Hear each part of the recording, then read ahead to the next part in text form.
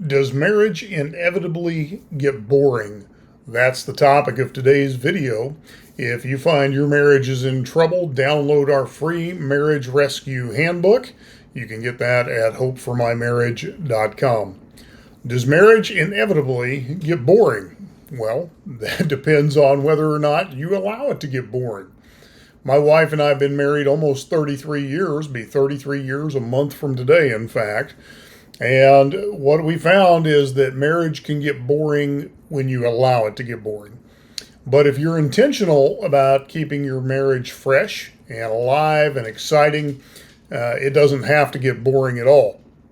One of the things that we have done is we have made it an intention to keep things from getting boring.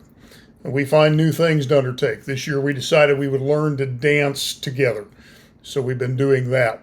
We do a surprise trip once a month where one of us chooses the location and brings the other one along for the adventure.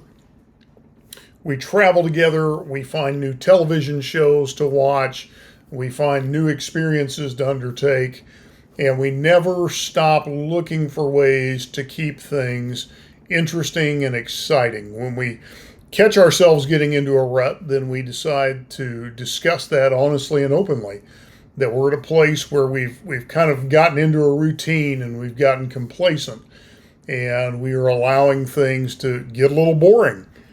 And so if you and your spouse will agree to have those conversations, if you and your spouse will agree to be intentional about keeping things interesting and exciting and fresh, then you're not going to have to worry about things getting boring.